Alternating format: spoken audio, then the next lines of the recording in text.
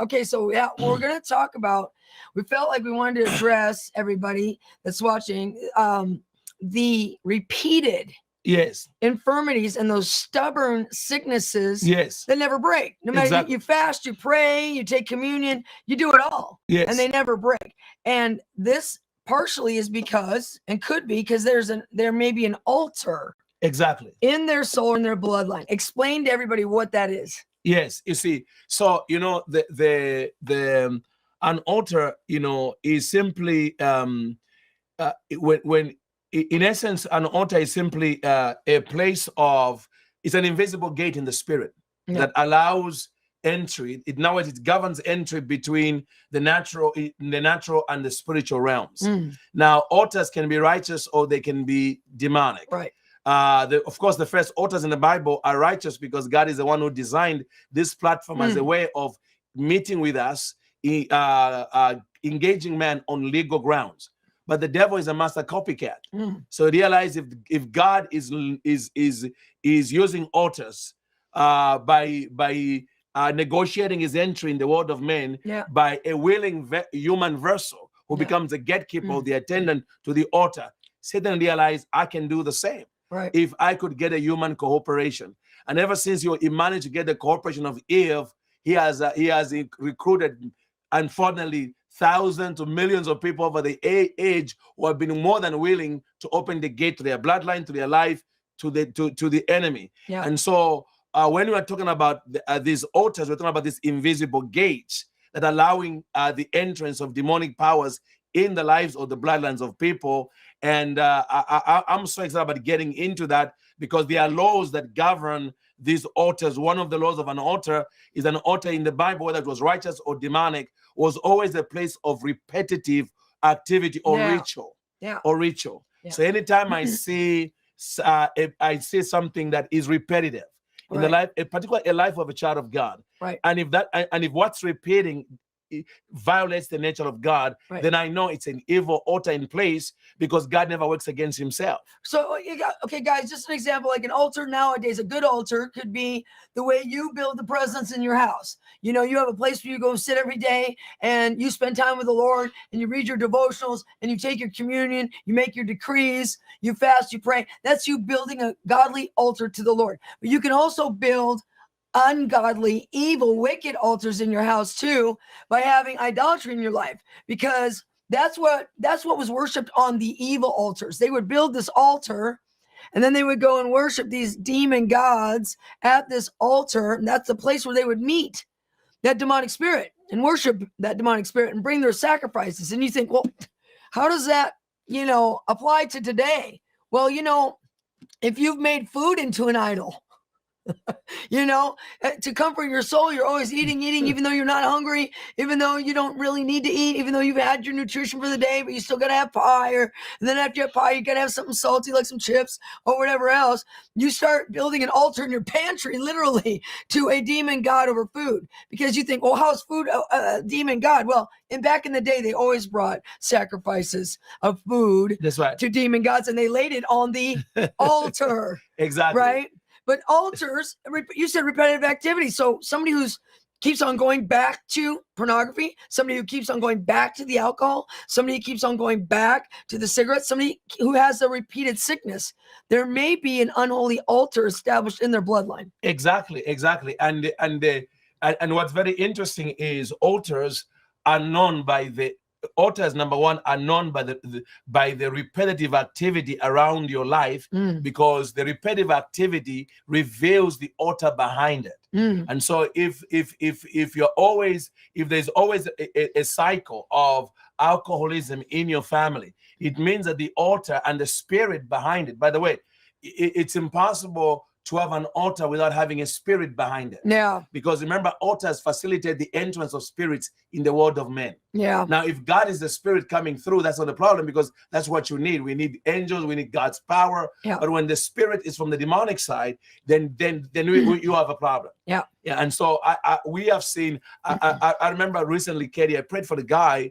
He was a Christian, he's a Christian husband, loves his wife, but she left him. She told him, I'm leaving my husband because he was addicted to prescription drugs. He would sneak out 3 a.m. Wow. I mean, thousands of they were spending more money on his prescription drugs than they were doing on the mortgage. Oh my God. And she got so tired of it. She's like, you know, and he had been to rehabilitation places. Wow. He would be good for the month, go back. Oh Then my he said to me, it was like a voice would call him. Wow. And I mean, as much as he loved his wife, you end up doing it. And a so voice would call him, an altar speaks. a voice would call him. Yeah. And so when his wife left him, I'm telling you, he was so broken because she took the son. He loved his wife and he loved the son. Yeah. So the Holy Spirit said, call him, and and he said to me, Francis, it's more than addiction. An addiction, he says, what you call an addiction in the night, I say differently from the spirit realm. I said, God, what do you say? He said, an addict is simply an attendant to one who's unable to escape it. Yeah, see, okay, real quickly, the attendant to the evil altar. See, whenever an altar was built, even in the Bible, a good one or a bad one, a human being had to attend to it. Yes. They had to go and regularly bring sacrifices, regularly bring, their dedications, regularly worship at it. So, when there's an altar that's installed in our life, a human being, many times it's us, has to attend regularly to that altar, and that brings that repetitive behavior. Exactly. So what happened to him? So I called him. I said, I know you may not fully understand what I'm talking about, but the Lord said to me, you're an addict to this altar. And God says, if I deal with the altar, God will deliver. He said, I am so desperate. He said, because I have spent thousands in therapy to get out, only 2 months to relapse. Come on. So I took him in the court of heaven, because altars are legal entities in the spirit, so they can only be destroyed in the court of Rome. So I took them in the court of heaven, and he went through a prayer with me. Do you know it's been 18 months, not one relapse. Wow. Totally delivered. How Thank you, wife Lord. is back home, son is back home. Wow. They're having the time of their life. Wow. See, that's amazing. Look, just to let you guys know, I mean, this stuff is real. I just got delivered of an altar of bitterness. And you think, how can that be altar of bitterness? What does that mean? Well, my grandmother was bitter. Yeah.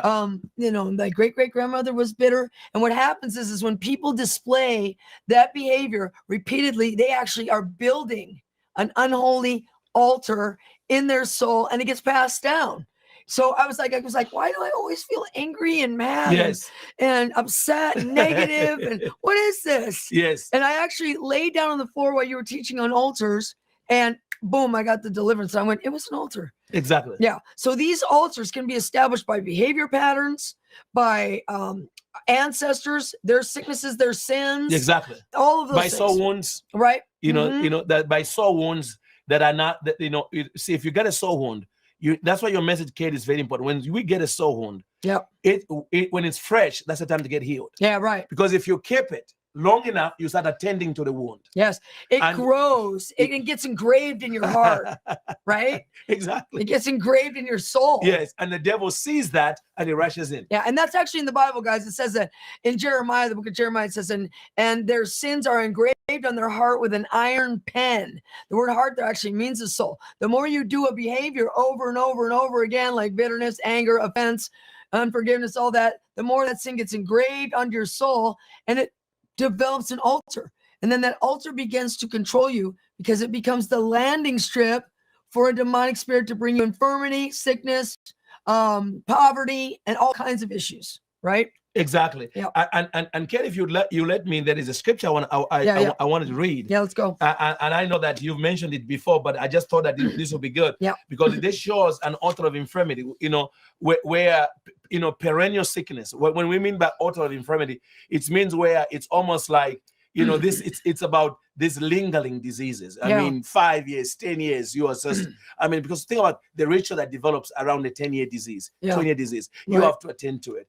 You have to go and get the medication. You have to, it's like, it's really become a ministry to that disease. It becomes, you're ministering to that altar. Yes. You're going to bring the medication, then you got to go to the doctor, and you're serving that altar. Serving that altar. Your whole life, it's built in your calendar. Yeah. What you have to do with. Wow. As a matter of fact, everybody that's watching, chat in right now. What kind of repetitive activity are you having to do to keep a sickness or a disease at bay? Yes. You have to constantly do a supplement here and a pill there and a medication there and a doctor's visit there and a chiropractor there.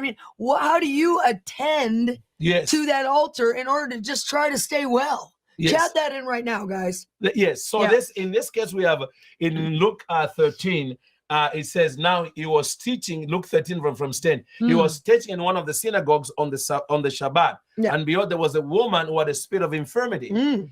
18 years, that's a long time. So there's an Yes. altar here. She has 18 years. Can you imagine the Wow. rituals around this woman's life every day? Whoa. You know, around that issue. And Right. and was bent over and could no way raise herself up. But when Jesus saw her, he called to her and said, "Woman, thou art lost." Now that word "lost" is a legal terminology. Yeah, Kelly. it means to acquit when accused of a crime. Yes. And set them at liberty. So where do you get acquitted of crimes? Yes. In the court. Yes. So it was Jesus took her to court. Yes. But then he also healed her soul. Yes. Because it says that she had a spirit of infirmity, guys. And that word infirmity means weakness and infirmity of the body and of the soul. Wow. So she went through some kind of trauma. And the trauma probably got worse and worse every day. Can you imagine being bent over like that and having to just get dressed and undressed? Yes. And clean yourself and wash your dishes and take care of your house. I mean, talk about ritually having to service that altar and have the trauma in your soul go deeper and deeper and deeper. Yeah, exactly. Yeah. You know, and then Jesus, I mean, so that's when I saw, I said, my God, this is literally the Lord. We see a classic case of the court of heaven here.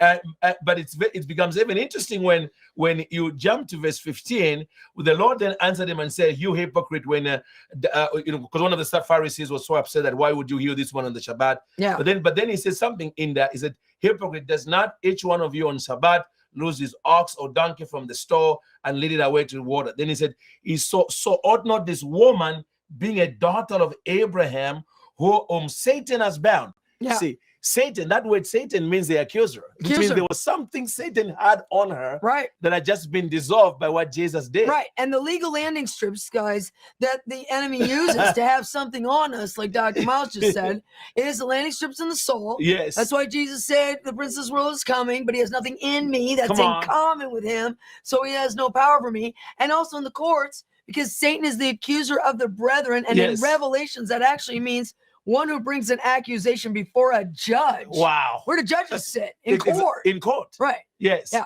Okay. So this is a big deal. It's a big deal. Yeah. So literally, since he took her into the court of heaven and destroyed whatever legal rights Satan was using, and then the altar of infirmity she was attached to, she was lost from it.